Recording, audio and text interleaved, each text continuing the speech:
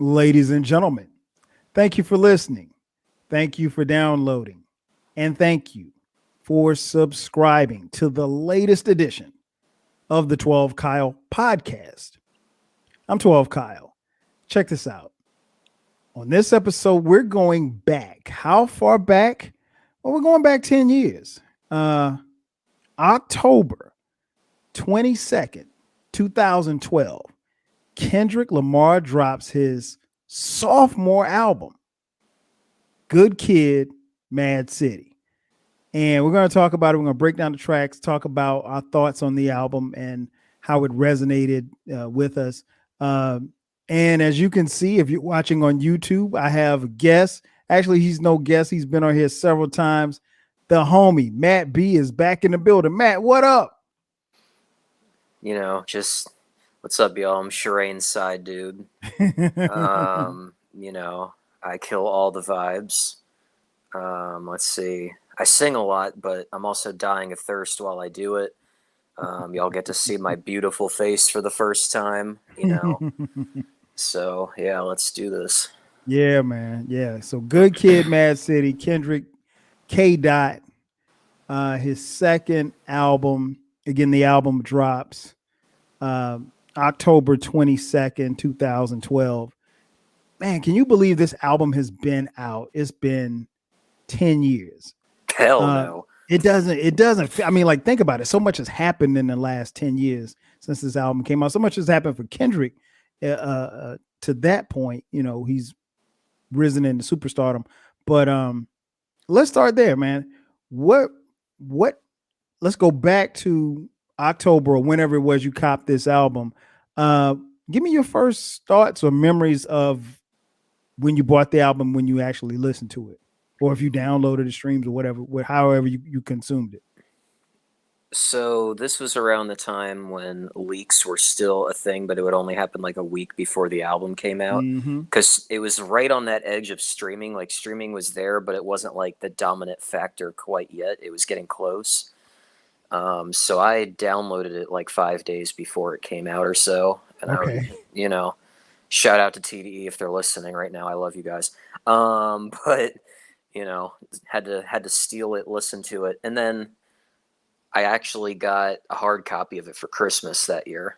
Okay. So somebody paid for it. It just wasn't just me. wasn't you. Yeah.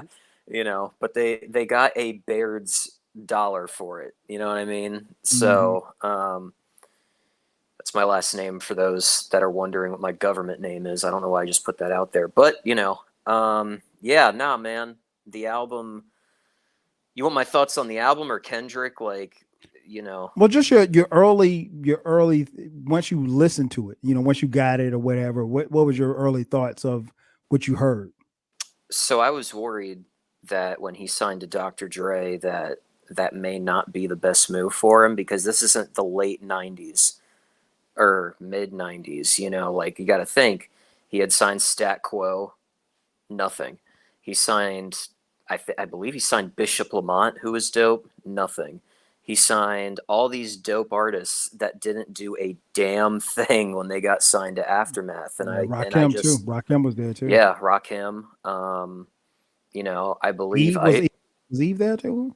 Yes, Eve was there and then left to go to Rough Riders. The only ones post the Death Row era that he put on really were Eminem, 50, and Game. And everybody else kind of just fell to the wayside, even if they did have talent.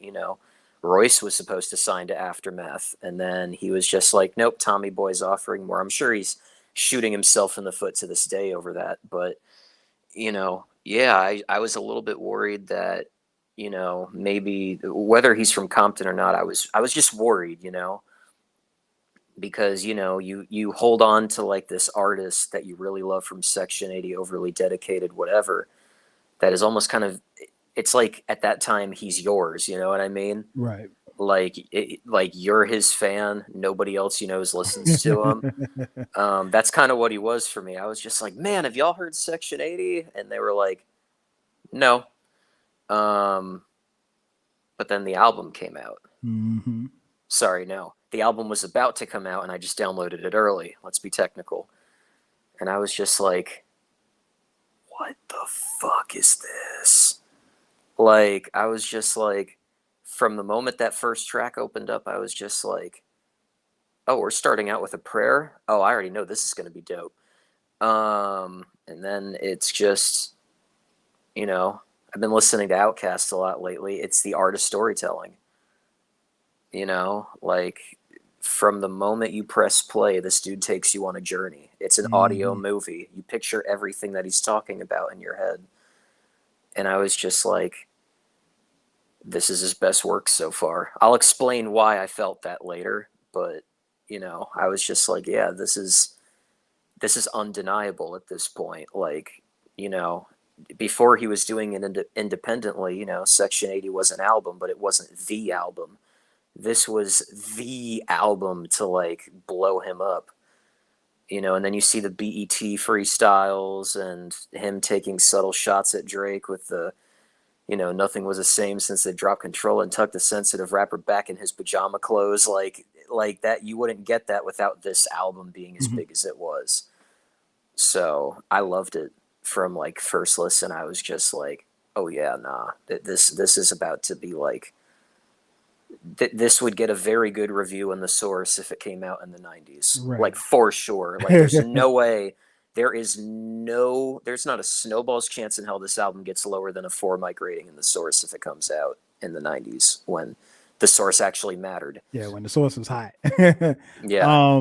Yeah, man, I agree with you. I think I remember going and actually purchasing the CD, and I did not, at the time, I had not heard Overly Dedicated. I didn't hear Overly Dedicated until years later. But my first experience with Kendrick was Section 80, and I remember. Wait. Did you get the deluxe edition? Yeah. Okay, good. The deluxe. Smart man. And so I was just like, I was so in love with Section 80, and I still am. I still love that album. It was this one was different. Like, it felt like a book and it felt like a movie at the same time. And like you just mentioned, on the cover it says what does it say? Good Kid, Mad City, a movie film. A short film by Kendrick Lamar, which is exactly what this album is. It is a short film. It is a story that is told, and if you listen to it, and we'll get into it when we get into the tracks, is told from the intro backwards, and it weaves throughout, experiences by Kendrick Lamar. But yeah, man, it back then when this album came out, and a lot of times I found myself, even when I listen to albums, like, it's hard for me to grasp it on the first listen and like understand and be like, yo, this shit is hot. Like, I wasn't like that, but like when I heard this for the first time, I was like, okay, this is different. Like, this is, because it took me a minute to get up on Section 80. And once I was hooked on Section 80. And I just kept saying to myself, I don't know if this is better than Section 80. I don't know if this is, and even after I had the album for a while, it took me a minute to get it in the conversation as Section 80. And I think that speaks to where, Kendrick Lamar is where, he's one of those MCs one of those dope MCs where you don't necessarily compare him to other MCs. You compare him to his other work. And, but yeah, man, I just remember first when I bought it, it stayed in the CD player for a long time. And I couldn't stop playing it. And the funny thing is, like, I've never, especially as we moved, like you mentioned earlier, moved towards the streaming, I've never been one to take albums and take pieces of the album and put them in the playlist or make, dummy CDs or whatever like that. Me neither. So this album is something, because I listened to it in its entirety the first time I've heard it. I don't think I've ever heard this album like not in its entirety. Like, when I listen to it all the way through. I don't, because like you said, it's a movie, it's a book. It's not something meant to be consumed by listening to Swimming Pools or listening to Dying of Thirst by itself. At least for me, those songs don't have the same impact if you're not listening to them in its totality. suffice to say, this album comes out and it takes the world by storm. Much like you said, Matt, it propels Kendrick Lamar into a different stratosphere. Yeah, it almost had the. You remember when Kanye put out "Twisted Fantasy"? I'd This, like to forget that. right, but just hear me out. This had a very similar reaction in terms of praise that did. It kind of reminded me of that same moment where it's Mhm. just like, you see the like 10 out of 10 from Pitchfork. You know what I mean? You Right. see like the 4.5 to, I can't remember what it got in Rolling Stone, but I'm pretty sure it's like a 4.5 or a 5. Like it has a 91 on Metacritic based off like 35 reviews. Like that's a very high rate. Like Metacritic tallies everything up. You get a 91 off of that many reviews. Yeah, you're doing something right. Right. So, I just remember like the moment, like the day it came out, all my friends on Facebook were losing their shit over the album Yeah, man. It because was crazy. it didn't just hit like hip hop heads like us. It hit like, more of the casual listeners too. Maybe it was like, as we get into the tracks, maybe it was the bitch don't kill my vibe or poetic justice side of things, but like you couldn't escape it. It was almost like minus the sales because, we live in that era where sales are never going to be as high as they used to be. Mm. It's kind of like the way I saw people talking about this album kind of reminded me of when 50 put out Get Rich or Die Trying, in terms of like, how many people were like talking about it because you couldn't escape 50. No. You know what I mean? You couldn't Eh, escape this either. no, no, not even close. And I think that was the thing that was really impressive, amongst the masses was that at the time in which it came out, it did just that. Even with it, like you said, it was part of it was. I mean, the album was leaked to the internet. I want to say at least maybe about a week or so before the album actually dropped. And at that particular time, they were, we were trying to find our way as far as how to get music without Hmm. paying for it and stuff like that. And I you had all still, of it. I still paid for music at that point. Leaks for me were almost like a preview. Hmm. So Yeah, if I, I was same way. I yeah, same way. I if it was something that I really really wanted, I was gonna buy it. I wasn't gonna stream it or download yeah, it. Now, if it was right. something that if it was a kind of throwaway or something, I might not like. I'm not the biggest Lil Wayne fan, but if Wayne came out, I'd get it offline. I wasn't gonna pay for Lil You Wayne CD. wouldn't, so you wouldn't buy Carter 2 or 3? I didn't buy any of the Carters. I had them. I mean, I still have them, but I never paid for any of them. Okay. So this album, sells. It comes out sells 242,000 in the first week, and I think the bootleg, if you will, being released had something to do with that. I think the numbers probably would have been at least for maybe 500,000 because a lot of people had this before it actually came out. But as you mentioned, man, critically acclaimed. Um, not that it matters, but I mean, the critical reception was crazy. You mentioned and Metacritic it was and 91 it out of 100. and it had the Uh, sales to match the oh yeah, critical oh no, acclaim no too. question, no question. I think it's 3 times platinum right now, if I'm not mistaken, Um, and it might be higher. L.A. Times 3.5. Rolling Stone you mentioned 4 out of 5 stars. USA Today through 4.5, 3.5 stars. So it was critically acclaimed. It was something that people were yearning for, and it was for a lot of people um, outside of hip hop heads like us, this was their first introduction to Kendrick Lamar. They didn't hear Overly Dedicated. They didn't hear, Section 80. They didn't hear his music as K Dot as he was coming up as a, MC in Compton. Um, so let's get into the production. What did you think about the overall production of this album? Because although, he's under the wing of Dr. Dre, the production on here is not like what you may think uh, you would get from a quote unquote West Coast album. Oh nah. I think that this is Dr. Dre meets organized noise. Mm. Because you hear a song like "Bitch Don't Kill My Vibe," that sounds like some shit straight off ATLiens or Aquemini. Like nobody can tell me differently. If I took that beat and put Andre and Big Boy over it, it would be the perfect Outkast song. Mm. Um, you think about a song like "Sing About Me," like that guitar line kind of sounds a little bit similar to the guitar line on the song Aquemini. You know, So when I hear people making like the Illmatic comparisons with this album, lyrically and content wise, I get it. But if we're talking sonically, I get more of an Outkast feel from Kendrick than I do Nas, and I've kind of always felt that way. Vocally too, he sounds a lot like Dre when Dre was making his voice like a little bit different. Dre You as know? in Andre 3000. Yes, Okay. yes. Okay. Vocally, I'm not saying Okay. content wise. I'm saying vocally. Like I could hear him, Andre, and Erica Badu on a song, just neo souling it up. You know what I mean? Like but yeah, no, production wise, it's like if you took the Chronic and mixed it with the production from Aquemini, you would have Good Kid, Mad City. It's like a baby of those two albums, production wise. Yeah, I was pleasantly surprised because when I looked at the track listing as I opened the album up, the CD up, I wasn't sure, and some of the people that were listed on here as far as producers I had never heard of. Um, I think I'd heard of Soundwave, but I wasn't really sure. He was a Um, TDE in-house producer yeah, at I, that I I point. know that now, but like at the time, I didn't know, and I think, You and I have know that Pharrell. yeah, Pharrell was on there.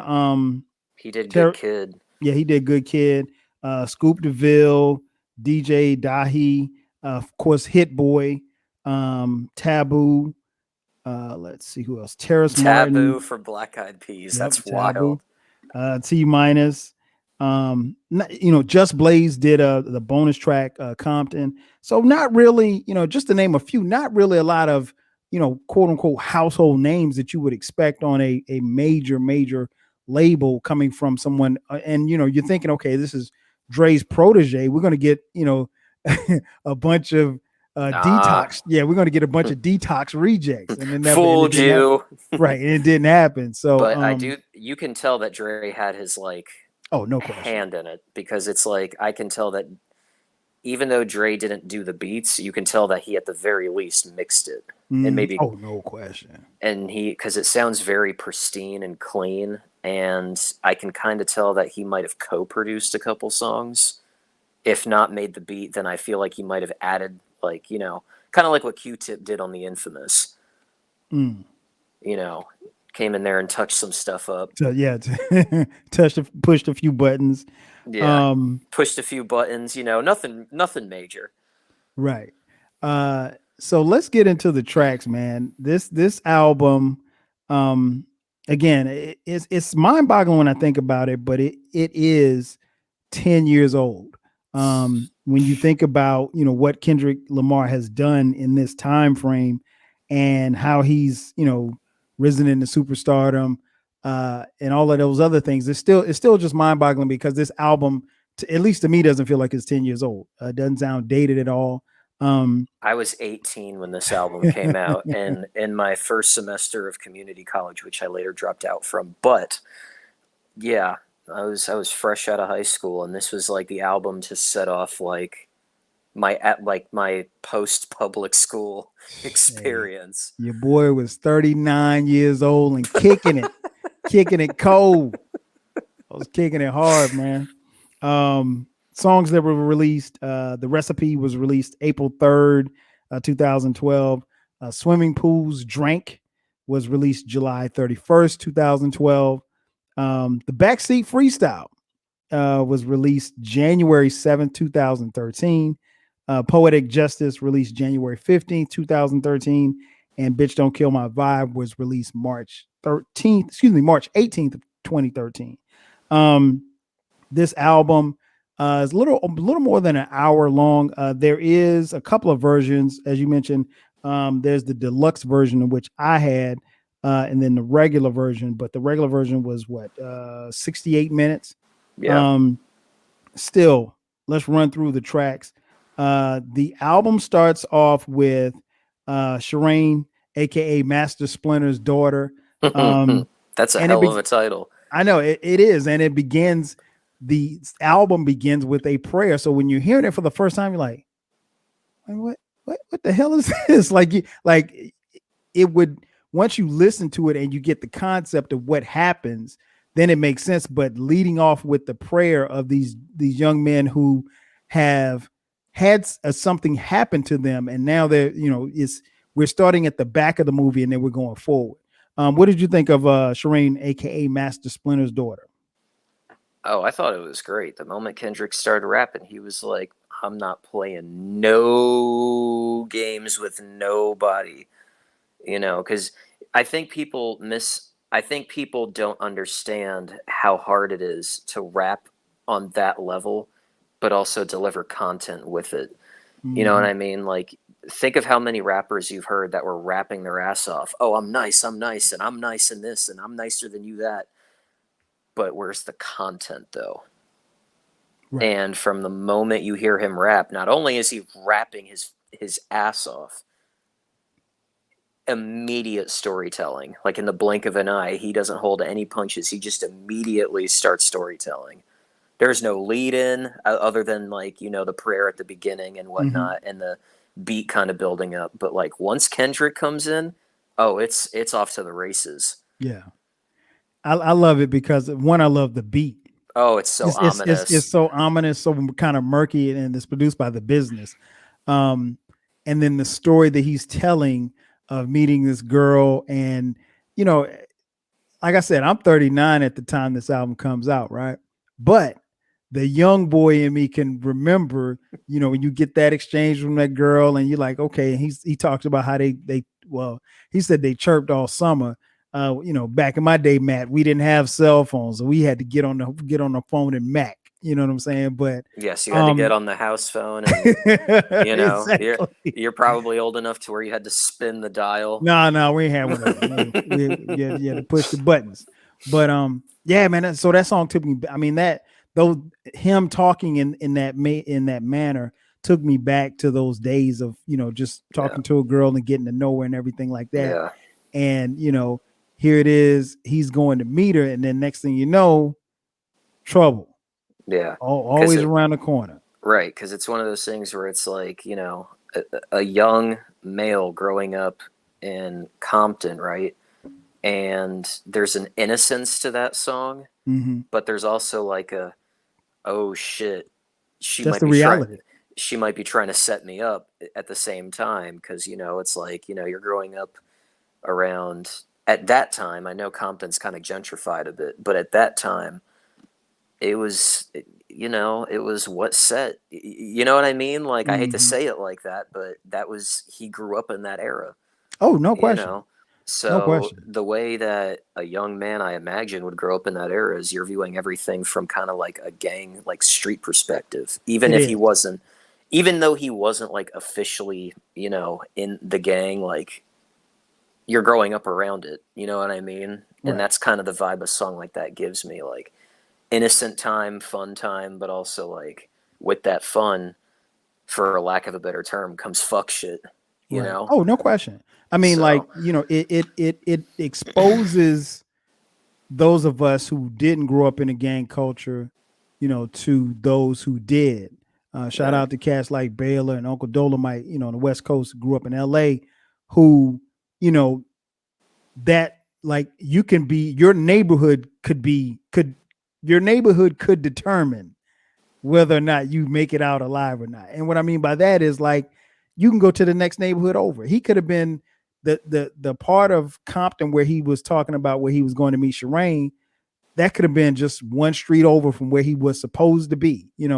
And if he's a kid from a Crip neighborhood and he's in a Blood neighborhood, all of a sudden, like in further along as we get into the tracks with the little interlude where he says, he's like, "Where you from?" He's like, I want to know where your grandmama stay. I'm gonna tell you where my mama stay. And questions like that, Matt, I kid you not, could get you at the very least beat up you're like a hair trigger away from getting killed. easily, easily, Yeah. easily. And I mean, like, if you don't grow up in that era or if you don't grow up in that type of environment, for people like us, that's foreign. But even to hear him explain that through song I think, is very important. Let me get.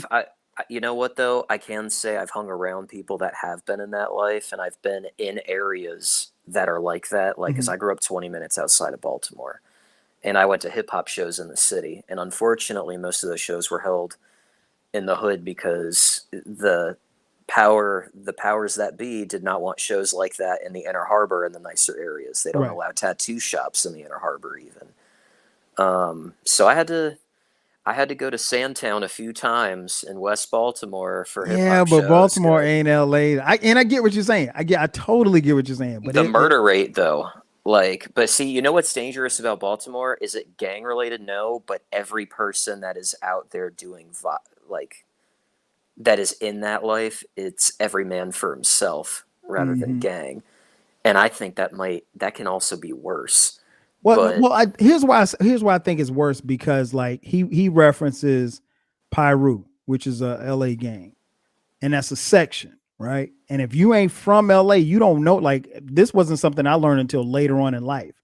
And just the mere fact of you mentioning that you could be from that section. You don't have to be in that particular gang. So okay, so I'm not even, let's say I'm not even gang affiliated, and I'm from the Pyru section, and I'm in the 60s area where Nip is from.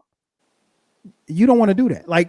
And here's the thing: people out there, they know, and that's. I mean, I ain't gonna do a whole bunch of talk about gang talk, because I ain't in no gang. But my point in saying all of that is, it's still dangerous, and Kendrick eloquently explains that in this song. Then we get the track 2, "Bitch Don't Kill My Vibe," produced by Soundwave. What did you think about that one? Again, this is a song that sounds like it's straight off of Quemini. You know, like I won't go that far. It does, like, production wise, to me it does. Like, and I remember Beezy saying that in the Dead End Hip Hop review that they did. He was like, "Man, that sounds like some Outcast Aquemini type shit, don't it?" And I'm like, I went to listen to it, and I'm just like, yeah, I hear it. You know, like, there's just a I'm about to pull a Ken dad joke. There's just such a vibe to that song. That joint, I love "Bitch Don't Kill My Vibe." Even the way that he's even the way that he weaves in his voice, which I think is something that Kendrick has done on almost all of his albums. His vocal inflection allows him to not sound the same on any of his tracks, which is amazing, because not many MCs can do that. But the hook, I think probably the first couple of times I heard it, the hook got me. I was just like, and I mean, it was catchy. So but yeah, Soundwaves did his thing on that one. Fun fact about this song: Lady Gaga was supposed to do the hook. Wow, did not know that. And that version actually got leaked by TDE. Have you heard it? Yes, I have. Okay. I never heard it before. It's actually pretty fucking dope. Like, I think they got Anna Wise to do this version that's on the album. Even though she's not listed as a feature or whatever, but she just kind of, did the background vocals or whatever on the hook. But yeah, no, Lady Gaga was supposed to do what Anna Wise is doing. That's crazy. It's kind of like the "You Got Me," how it was supposed to have Jill Scott. We got Erykah Badu. Right. That's a little bit different, because they're both like they're yeah, both but who still, they are, I mean, like, right? even you would think, yeah, you're right, because they did use Anna Wise at the end with the song "Real." You know what? Punch talked about it on an interview recently, and he was just like, "Yeah, the one with Anna Wise sounded a little bit better, and we thought it fit the album better." Okay. And I tested that out one day. I made a playlist, removed the one off the album, and put on the one with Lady Gaga, because it's the same beat, same verses, right? But the hook is sung by Lady Gaga, and I'm just like, yeah, that Punch is right. Individually, it sounds great, but for whatever reason, Lady Gaga's voice doesn't fit in the the sequence. I think we would have been. I think we're fine with this one. It would have been interesting to hear that how it would have sounded on the album, but I think because I'm not a Lady Gaga fan, but objectively speaking, taking the fact whether I like her music or not out of it, she does have a good voice. So then we get the track 3, "Backseat Freestyle." This one took me back, man, because like, when you're with your friends, and at this point in time, Kendrick is with his friends, and they're about to do some dirt. He said, bring your mix. He said, I got a blank CD. Bring your breast freestyles. No. He He said, I got a black and a beat CD, like a black and mild and a Yep, beat CD. beat So, CD. and I'm just And like, all right. so when you're in the car with your friends, I mean, like I can't speak for anybody else but myself, but we used to do that all the time. Get a little instrumental if you, especially like if you had like we had at the time when I was back in high school, we had cassette singles, and sometimes on the cassette singles there would be instrumentals. So you might have Biz Marquee Vapors on one side, and on the other side it might be the Vapors instrumental. So you try to freestyle off the instrumental. What did you think about Backseat Freestyle? So I'm going to be honest with you. Go ahead, keep it a bean. Keep it a bean. That's funny. I'm going to use that. So I heard the song before when it was released as a single. And when he's like, I pray my dick gets as big as the Eiffel Tower, I'm like, this shit sucks. Trash. Trash. I'm not having any of this. What happened to Kendrick? Fuck this album. Yeah, no, I literally like how you hear Skip Bayless talk about LeBron. That was my reaction to that song when I first heard it. But then I heard it in the context of the album, Mm-hmm. and I was just like, okay, Right. I get it now. And then you start to listen to it more and more, and it's just like the beat knocks, and then you know what I think did it for me when he starts spazzing out at the end of the song, because Yes. that Yes. kind of made me go. That kind of made I was just like, wait, was he just messing with me the first 2.5 minutes? And then in the context of the album, it's like, oh, Mm-hmm. he's in the back of the car just fucking around. Yeah. Just mess with. I mean, like, and to be honest, when you're with your friends at that age that he was, at the time that he's putting himself into that time capsule, that's what you do. You Yeah, play around and then but you you don't go in. know that when Mm-mm. you hear it as a single, though. Yeah, and that's So what, to be honest, Matt, that's probably why I've always avoided the initial singles and stuff. I've never listened to him before the album came out because I knew, at least from Section 80, I knew I got in the mindset of like I want to hear the album in its entirety. So I mean, like of course you would. I mean, this album had songs that were on the radio. With it, you couldn't avoid that. But what I'm right, saying is like I I think it. didn't want to just randomly listen to a song I think from it's. the album. I think it's because the recipe was, even though it didn't end up making like the 12 tracks, it was Mm-hmm. technically the first single released, Yep, and it was. I loved that from first listen. Mm-hmm. So when I heard Backseat Freestyle, I'm like, mm, I don't like this, but Yes, sir. I love it now, right? I'm just that those Same. were my initial thoughts. Like Same. sometimes songs are a grower, Yeah, yeah. sometimes an album's a grower. That's how it really should be, man. To be honest. Then we get to track 5, "Money Trees" featuring J Oh Rock. no, you skipped over track 4. Oh, track 4. I'm sorry, "Art of Peer Pressure." What do you think about that one? Second favorite song on the album. Mm. Like I'm thinking like, oh man, this is really laid back. It's West Coast as hell. And then all of a sudden you start getting into like this ominous boom bap shit. And I'm just like, me and my boys roll deep in a white Toyota. Oh, Yeah, man. This is probably, it's not my, it might be like my third favorite. I love this song, man. This song go, and you know what, man? The thing that I love about this song is that even 10 years later, still cold. oh Still yeah. cold. Like it's still, you Yeah. still get that vibe from listening to it. Um, then we get to track 5, "Money Trees" featuring J Rock. What you got on this one? Okay, this is where I'm going to start getting a little controversial. Just a little bit. I think J Rock outshined Kendrick on this song. Nah. J Rock was the He did his thing feature. though. J Rock was a feature killer at this time. Like you think of his verse on Blacklit Bastard Remix, off control system. You think this verse, what Imagine rock up in the projects where the pick your pockets, like the way he's just like, projects, like the way it's just like the sound, like he's just he's syllable rhyming. Mhm. Like, the song is dope, period. But when it got to that verse, I was just like, what the like Like, I don't know what it is. I've always liked J-Rock more on features than I do on his own. Sounds so mean to say. I like him more on features than I do on his own stuff. Man, he got me with it goes Halle Berry, Hallelujah. I was like, Yes. what? Yeah. I was Yep. like, you got it, you got it. You know, I was into it at that point. I was like, man, this is cold right here. The hook brought me in, and after that, I was like, yo, this shit is tight. This shit is tight.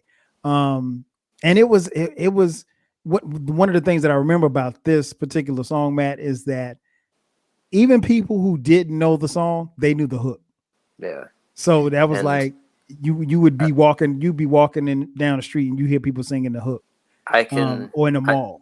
not to dry snitch on myself, but before I got No, don't. sober and I was No, I was about smoking, to say don't criminalize yourself. no, it's this is a long time ago, but this was a song that, when me and my friends would put one in the air and smoke out, for lack of Oh a no, better term. that's cool. It, I thought you did something criminal. no. I mean, it technically, but like, yeah, no. When me and the homies were smoking weed, that was a song that was Oh, no in question. rotation. That sounds like Uh, a one that you would burn one too. what? Like, we Um, would damn near burn the house down to that song. But yeah. yeah, Then the next track is track 6, "Poetic Justice" featuring Aubrey Graham. What you think about that one? my favorite Drake verse of all time. Okay, okay. Um, like, I'm pretty sure he wrote that verse too. I don't think Kendrick actually wrote that one for him. I would hope so. From my from my understanding, Drake wrote that verse, and I'm going to assume he did. That verse was actually pretty dope. Hmm. I actually thought Drake held his own on that song. He Did did. he outshine Kendrick? I'm not going to go that far, but yeah. I mean, I was just like, wait a minute, do I like a song with Drake on it? Kendrick is making music. Kendrick made a song so good that even Drake being on it couldn't piss me off. Like, that's like the pulling off a song with an Adam Levine from Maroon 5 feature and making me like that. Like, I was just like, holy shit, I like a song with Drake on it. What do you know? The beat from Scoop DeVille was crazy. Yeah. That Janet Jackson sample. Come on, man. Come What? on, man. What? Oh God. Every wait, what? Every second, every minute, man. I swear that she can get You it. get it. If you a bad bitch, keep your hands held high. I Yeah. mean, that being able to flip a Janet song and make that your, I mean, that sample is crazy. Um, and you know what's funny? For the longest time, the uh the memory that I have of this song actually doesn't. The memory that I had of this song was a memory that I didn't like, and it had nothing to do with the song. It was the fact that I went into a club and the DJ was I mean, the party was jumping, man. It was crazy. I think it was it? I can't remember if it was at Visions or wherever it was, or someplace in Atlanta. Anyway, long story short, I go in the club. So the club is jumping, and all of a sudden, because this is the hottest song in the country, the DJ puts this on. Now you see how slow this beat is. This beat is, and so you went from people like bouncing and everything like that to the thunder, and people are trying to like catch the beat, and it's like it was so awkward, Matt.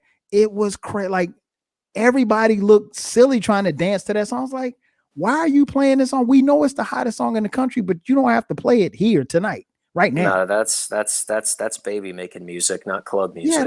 it's not. I mean, and Or car music. Like, if you're like riding by yourself with the windows down at nighttime, exactly, that's the vibe that a song like that gives me. exactly. It Like, would have been better if I could have understood it a little bit if you know if he played it, let's say at the beginning of his set or maybe even at the end of the set, but in the middle of the set when the club is jumping at the hottest moment. I mean, it's 12:30, 1 o'clock.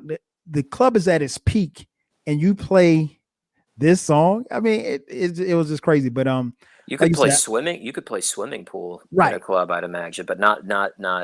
not this, I but think you know what it was. I think it was because of the Drake feature. That's probably why they were playing it at clubs. But I even have then, no like, idea, man. But it wasn't necessary. But it was but I love the song, man. oh, amazing song. That Then doesn't we mean it get needs to to get played in a club, no, though. no, definitely not. Then we get to track 7, Good Kid. Um, man, listen, whoo. Yeah, doesn't sound like Pharrell produced it, but he No, did. it doesn't. It doesn't. But this is a Pharrell joint, man. But I I, love it. but you know what's crazy? I kind of feel like I should have expected it because when Pharrell produced all of Hell Hath No Fury by Clips, those beats were dark too. Hmm. You know, like you hear the song "Mr. Me Too" by Yep. Clips. That Yep. has a very murky, like, you know, this is dark. That, like, Good Kid is dark but lush. But I know that it just sounded so weird for Pharrell to make. I'm just like, this is Pharrell, the dude that made the Yeah. song "Happy" a year Yeah. later. Let's say Like, that's Pharrell Williams, man, all day, all day. I love what he did with it, man. I think oh, I do too. and Kendrick's rhymes are I mean, I don't have to say much about that, but I love this song, man, and I think it's a great lead into the next song, track 8, Mad City, featuring MC8, the legendary MC8. Um, man, this is my favorite song on it, favorite track on the album. Um, I hear you. this is my favorite, man. I love this, especially when MC8 comes in. That second half when those hard ass West Coast drums start. Oh my god. Man, let me tell you something. If I could, I would have been in a low rider, Oh bouncing my yeah. Like, hydraulics. this You is know, this is by far the most, well, not the first half, but the second half of that song when the beat yeah, switches, that is the most West Coast shit other than maybe Compton on the entire album. facts, facts. Sonically. And And you know, I take it no, go back. ahead. This is my second favorite song. Art of Peer Pressure is third. You're about to find out what's first though. Yeah, this one is my favorite, and I agree with you. I think it definitely lends itself to sounding much like probably what we thought the entire album was going to sound like sonically, but this one's different. Then we get to track 9, Swimming Pools Drank. What do you think about this one? I like the extended version that's on the album a little bit Mm-hmm. more than the radio edit because that ending, when he's kind of just doing like a bridge or whatever that you don't hear on the one that we heard on the radio or the single version. Same. I agree. Um, it's kind of like the effect that having the live version of "I" on "To Pimp a Butterfly" had in comparison to the studio version that came out like the year prior. Yeah, this song. I've heard some people say that they hate this song and it's one of their least favorite Kendrick tracks. Shit.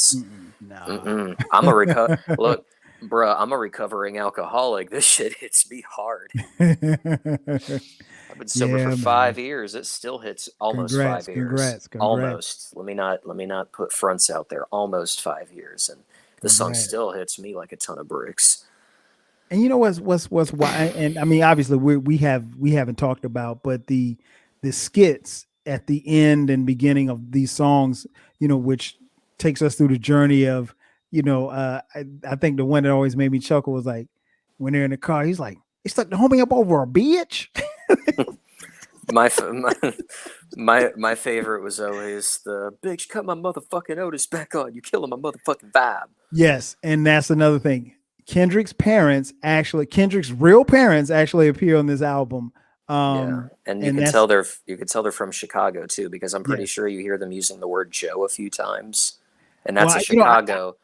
I knew they were from Chicago just based on their slang, or the how they sounded. They Right. they That's what have I'm they have saying. Chicago accent. But in the skits, you actually hear his dad say Joe a few I times. didn't even I didn't even pay attention to that. That's a Chicago term. They Well, I call know each that's a other Chicago Joe. term, So but I never really, he sounded like he was from, and it makes sense because a lot of black people, particularly around the age that his dad probably is, left the Chicago and left the Midwest and went out west, for better job opportunities. And that's exactly what his family did.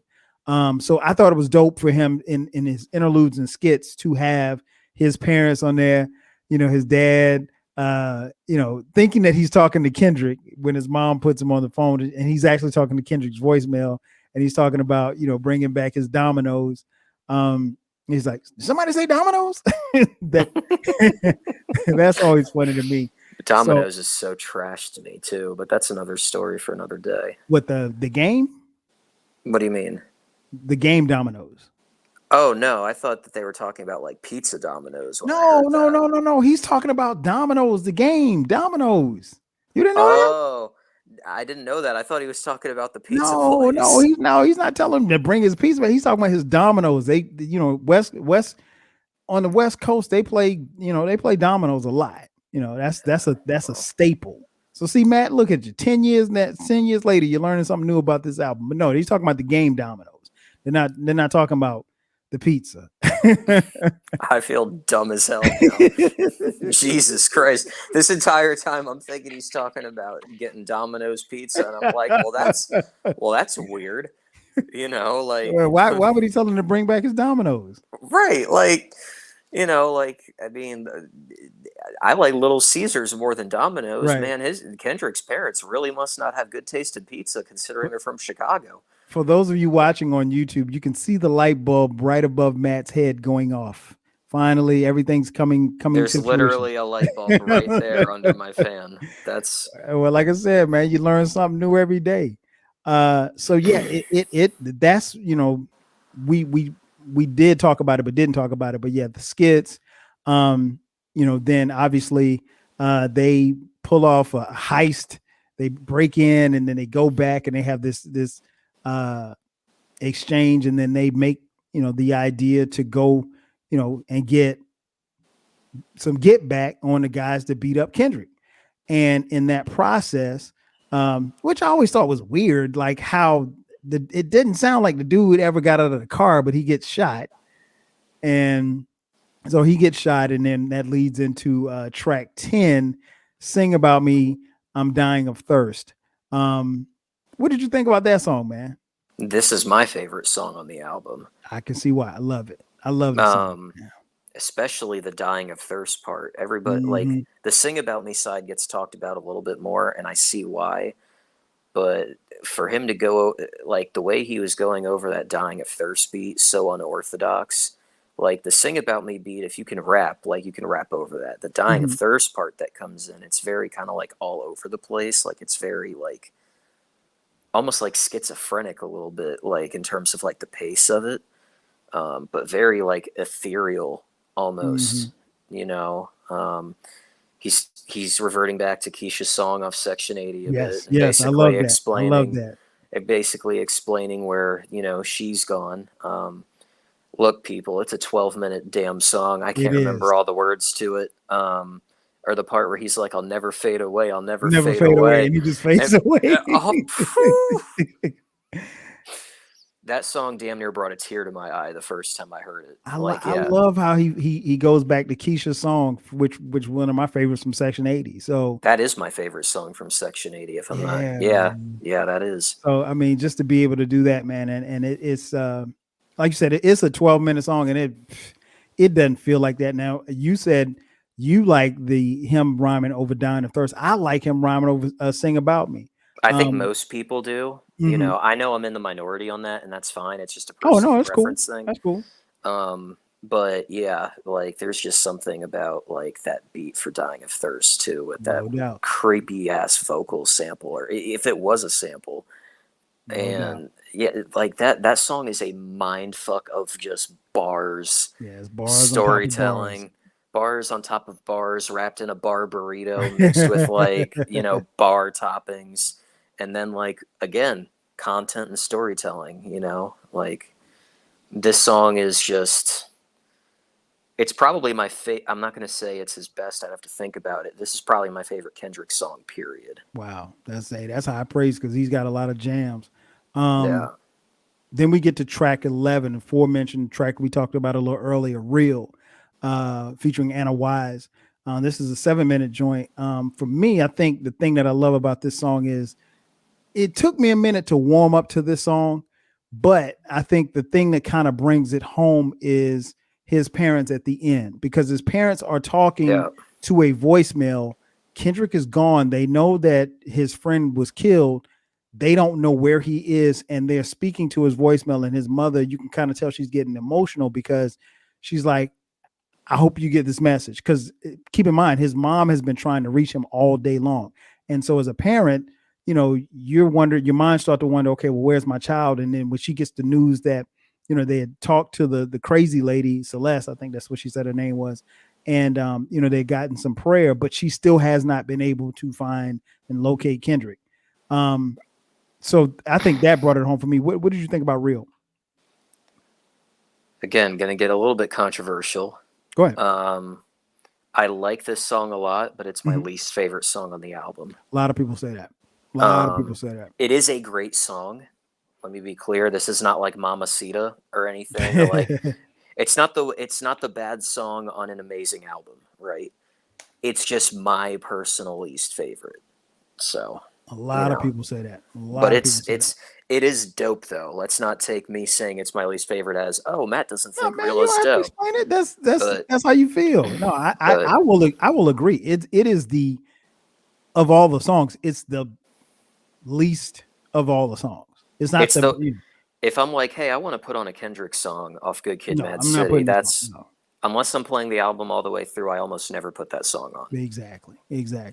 And then on most people's versions, the album ends with track 12, Compton, featuring Dr. Dre, produced by Just Blaze, which until he shouts out Just Blaze, I had no idea Just Blaze produced this song. Man. Once you hear the tag at the end, Just Blaze, you're like, wait, what? Yeah. I was like what? Wait a minute. Who let Justin in here? I'm like, excuse me? Again, the light bulb went off in my head. But the first time I heard it, but you know what I think? I'm gonna put a conspiracy theory out there. I think the recipe was originally supposed to close the album, and then when they realized content-wise they needed another song with Dre to close it, they came up with Compton, which ends it off better. I think that's why the recipe didn't make the album, because they had this song and it fit better in the context of the album. I think it does too. As much as I love the recipe, I can roll with you on that one. I think that's very plausible. I think you can't have a great closeout though. You can't be signed to Aftermath, literally be a disciple of NWA, and not have Dr. Dre. I think the intention was to have the recipe on there, and then they were just like, wait a minute, this shit don't fit. So they probably had Compton sitting around there like, this fits better, let's use this instead. And that's how the recipe became a bonus track on the deluxe rather than, but amazing ender. Even though you can tell that Dr. Dre is trying to sound like Kendrick because he got his verses written by him. He's not. He's not Kendrick, but the way he's rapping, it's like Dr. Dre, if you notice, has always kind of taken like the person that writes his verses, steals their flow, but with his voice. Good point. Good point. But yeah, amazing closer to the actual 12 tracks. Right. All right, man. So before we get out of here, I gotta ask you one last question, man. I always ask people, especially when we break down albums, man. If we're taking it by the Sources 5 mic album rating system, how many mics is this album getting? So let me start this off by saying this is my favorite Kendrick album. I don't think it's his best album. I think there's a difference between favorite and best. I think To Pimp a Butterfly is his best album, but this one's my favorite. With that being said, 10 years has gone by, but I still can't quite give it a 5 because of the fact that if I got to think about it, I'm going to say it's 4.5, but it's close. You know what I mean? Like it's knocking on 5's like, front door, but the 5 won't open the door for it. Right. That's 4.5. I'm with you, man. I'm with you. I thought you'd say 5, but I've come to the point where if somebody says this is a 5 mic album, I don't argue with them because I think it's just that close. Now, if I'm I'm going to give it 4.5 though. Yeah. If we were talking about To Pimp a Butterfly, I might. Well, I can't say what To Pimp a Butterfly is because it ain't been 10 years yet, and I hadn't done a review yet. So when we get to 10 years, yeah. but I said I all I did was nod my head. I didn't say it's a 5. I just nodded my head. I'm just like, if you had asked me about that one. Nah, we talk. Now I will say this much. In my personal opinion, I think that this is I think that To Pimp a Butterfly is better than Good Kid, Mad City slightly. That is always a debate on social media and everything like that. And no, I look, I agree. To Pimp a Butterfly is better than this. I'm just saying. There's a lot of people that don't though, and I'm cool with that. It's a difference between favorite and best, right? Like Lamar Jackson's my favorite quarterback in the league. He ain't better than Mahomes. Right. You know, like I never liked Tom Brady. I love Joe Flacco. I'm not stupid enough to say that Flacco is better than Brady. Flacco. Yeah, so no, like I think that it is close, but objectively, if I can take my own personal opinion out, I think I can admit that To Pimp a Butterfly is a little bit better than this, which is why this is a 4.5. Yep, I'm gonna give it 4.5 too, man. I'm with you 1,000%. I think this is an incredible album. Again, hard to believe it's been 10 years, man, but here we are 10 years later. Good Kid, Mad City. That's gonna do it for us. My man Matt B. Matt, thanks as always for coming through, brother. I appreciate it. No doubt. We talked about doing this a while ago, and I think when the year came around, you was like, "Hey, man, we got to do a Good Kid, Mad City." I was like, "It's 10 years this year." You was like, "Yep." I was like, "All right, let's do it in October." So we put it on the calendar. And for the people out there wondering, Kyle hit me up about this 3 weeks ago, and I had honestly forgot that I even brought it up to him. I'm like, wait, I had to think about it. I had you on the calendar, and I'm just like, oh, I don't remember agreeing to it, but let me tell him. I'm like, hell yeah, I'll do it. Yeah, man, you always down to come and talk some hip hop, man. So I definitely appreciate it, and appreciate you guys for listening and watching on YouTube as well. Be sure to subscribe if you already haven't. Subscribe to the 12 Kyle Podcast. The podcast drops each and every Thursday at midnight. Make sure that you subscribe because from time to time we will drop bonus episodes on Sundays at midnight. That's going to do it for us. Again, 10 years. Good Kid, Mad City. For my man, Matt B. I'm your boy, 12 Kyle. We'll catch you guys next time. 5 Gs. Peace. Beautiful episode. Dope.